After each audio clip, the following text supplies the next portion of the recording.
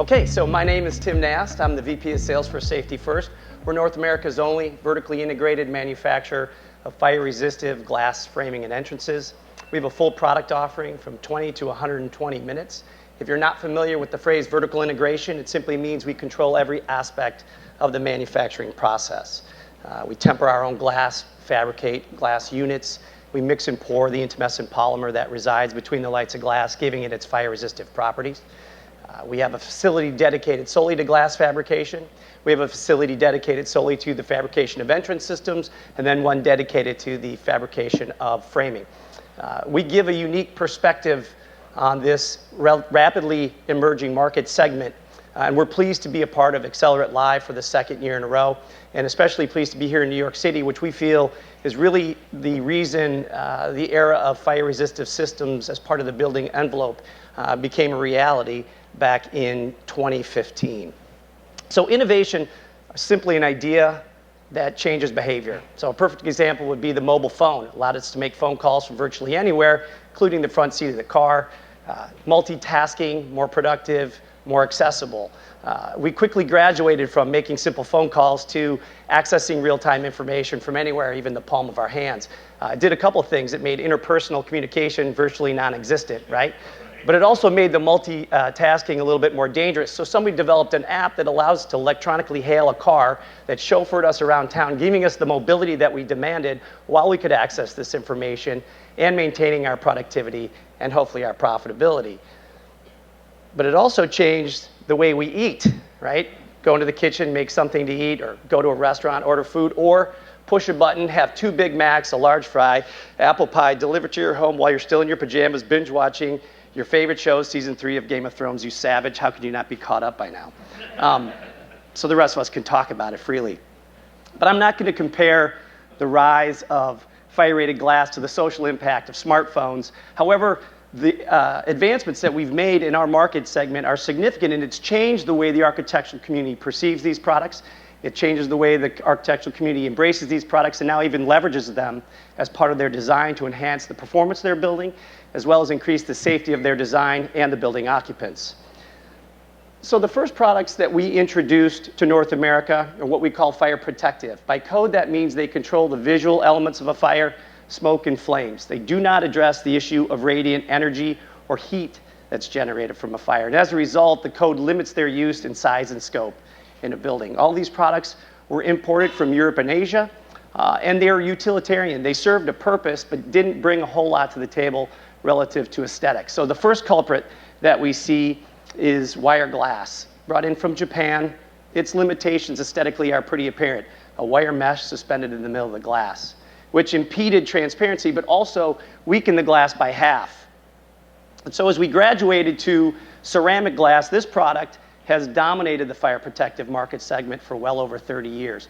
Now, its limitations may not be as readily apparent.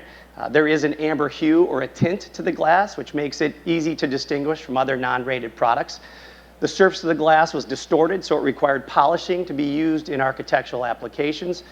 The other byproduct was it's very brittle. So in order to comply with our very rigid and rigorous impact standards in North America, you had to film it or laminate it, which drove the square foot price up significantly. So today we're very pleased to announce the rise of what we call the first new fire protective secure glass product. It is clear glass. It's called Safety Super Clear 45HS. It's monolithic glass, and when we compare it to its ceramic counterpart, the advantages are significant. It's clear. It looks like the rest of the clear glass used throughout your building. It's monolithic. It is 100% code compliant. It passed the fire test up to 45 minutes, passed the hose stream test. It's compliant with the impact standards, and most importantly, it's sourced domestically. It doesn't require any films. It doesn't require any wires or inner layers to pass the performance requirements for code. And so it's priced at a price point significantly lower than ceramic glass. So you now have a new clear glass product that is priced less than its counterparts. This is a huge step forward for this market segment, one that's often overlooked by the architectural community. But certainly, we weren't satisfied just staying with protective products, and we graduated ultimately to fire-resistive systems.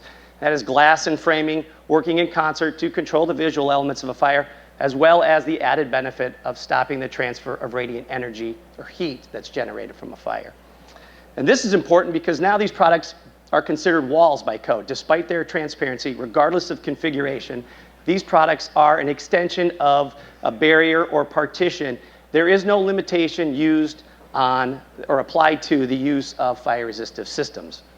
And the demands placed on these products as codes evolved, requiring them as part of the building envelope.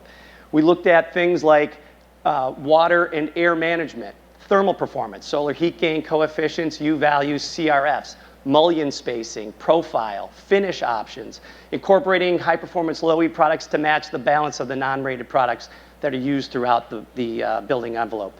Then we had to look at other aspects of the environment, security. Unfortunately, bullet resistant or blast resistant, sometimes a combination of the two. We also have hurricane impact, depending on the region of the country you're located.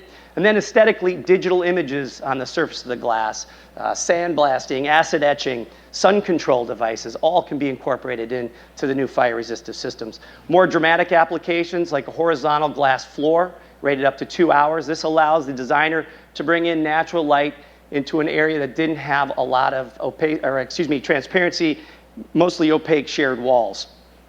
We also saw a demand for larger pieces of glass, larger clear views without intermediate framing members. So we started to develop a vertically butt glazed system that had no intermediate verticals, which gave way to four-sided structurally glazed systems that we see in New York rated up to 2 hours. We also have high-span curtain walls, again with large clear views, low iron glass. We have an application at 520 West 20th Street that has 11-foot tall pieces of glass by 6 feet. So very, very significant from a design standpoint. You're not limited when you're dealing with fire-rated, especially the fire-resistive glass products. And that's really the point that we try to drive home. We're really, really encouraged by the response from the design community, asking us to do more and push our capabilities, and we've responded in kind, and we're continuing and willing to partner with the architectural community to grow as a company as well as an industry. So I appreciate your time and attention. Thank you.